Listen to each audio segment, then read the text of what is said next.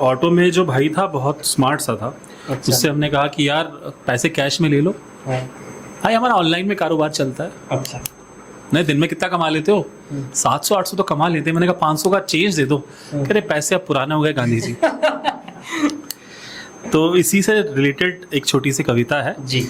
Life में जब आदमी बहुत हैवी चीज़ें सोचने लगता है तो अपने लिए ये कहता है कि यार आज थोड़ा हल्का रह लेते हैं। बिल्कुल। तो आज थोड़ा हल्का रह लेते हैं क्योंकि ज़िंदगी वैसे भी बहुत हैवी हो गई है। हर कोई कुछ साबित करने में थक चुका है। मैं भी कोई अलग नहीं हूँ, बस आज थोड़ी देर के लिए हीरो बनने की छुट्टी लेकर आया हूँ। आज बातें परफेक्ट नहीं होंगी, जवाब शार्प नहीं होगा, पर जो निकलेगा वो दिल से निकलेगा। और अगर तुम हंस दिए, हंसा तो मैंने पहले दिया था, और अगर तुम हंस दिए तो मैं समझूंगा कि मेरी मेहनत सफल रही, और नहीं तो कम से कम मैं ईमानदार तो रहा। मुझे प्यार में चालाकी आती नहीं और दोस्ती में धोखा मैं दे नहीं पाता।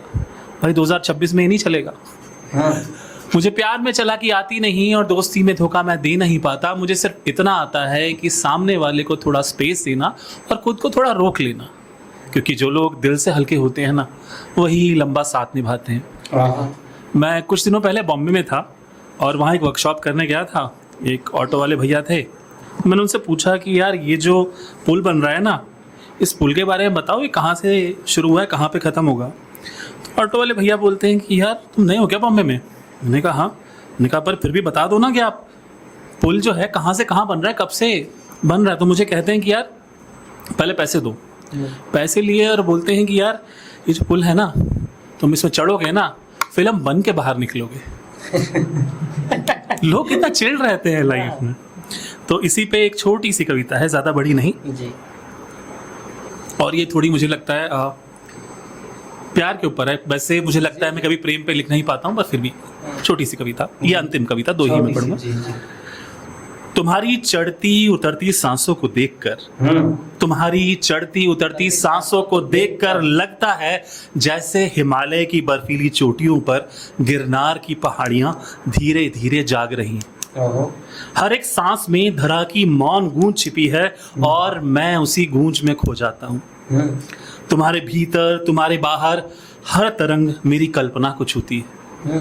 मैं जानता हूं कि तुम मेरी कल्पना हो, मैं जानता हूं कि तुम मेरी कल्पना हो, पर कब हकीकत बनोगी, कब तुम मुझे अपनाओगी, और कब मैं तुम्हारे लिए एक महाकाव्य रच सकूंगा जिसमें हर शब्द तुम्हारे हो, हर लय तुम्हारी हंसी की छाया हो।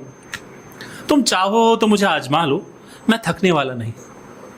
मैं उन प्रेमियों में से हूं जो कालिदास की तरह अनंत हैं, जिन्होंने प्रेम में योग पाया, जिन्होंने प्रियतमा को लाखों चुंबन दिए, फिर भी हर चुंबन में नई दुनिया खोजी।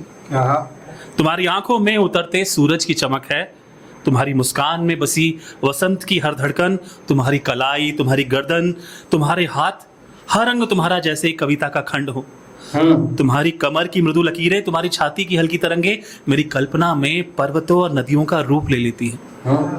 तुम्हारे लिए मैं हर शब्द की बलि दे दूं, हर सांस तुम्हारे नाम कर दूं, तुम्हारी हंसी पर समस्त संसार कुर्बान कर दूं, क्योंकि तुम्हारे बिना मेरी कविता अधूरी है और तुम्हारे साथ हर क्षण महाकाव्य बन जाता है। तुम मेरी कल्पना हो, तुम मेरी ऊर्जा हो, और मैं तुम्हारे लिए वही प्रेम हूं जो अनंत, गहरा और अक्षुण्ण है।